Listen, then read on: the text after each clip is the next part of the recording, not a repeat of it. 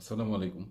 খেয়াল করছি বিদেশি সংস্থাকে উদ্দেশ্য প্রণোদিতভাবে বিভিন্ন জন অ্যাপ্রোচ করার চেষ্টা করছে, তাদেরকে আপনার তাদেরকে মোটিভেট করার চেষ্টা করছে যেন বিদেশি সংস্থাগুলো দেশের উপরে একটা প্রভাব ফেলতে পারে।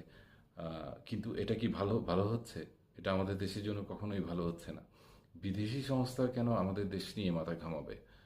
এই যে নির্বুদ্ধিতার পরিচয়, এই যে খারাপ কাজটা হচ্ছে, এটা অবশ্যই খারাপ কাজ হচ্ছে। বিদেশি সংস্থাকে আপনি কেন হায়ার করবেন? আমাদের কি যোগ্যতা নাই? আমাদের কি আমাদের দেশের ইনফ্রাস্ট্রাকচারগত দিক থেকে আপনি স্বচ্ছভাবে সবাইকে স্ট্যান্ডার্ডিতে আনেন, সবাইকে নির্দিষ্ট বিচার প্রক্রিয়াতে আনেন, বিচার প্রক্রিয়ার সময় নেন, যার দায় আছে তাকে অবশ্যই শাস্তি পেতে হবে, এই ব্যবস্থাগুলো কেন হচ্ছে না? আপনি যখনই বিদেশি সংস্থাকে এগুলো বলছেন, এগুলো বিশ্বব্যাপী ছড়িয়ে দেশের দুর্নাম হচ্ছে, তখন এটা দেশের জন্য কখনো ভালো হচ্ছে না।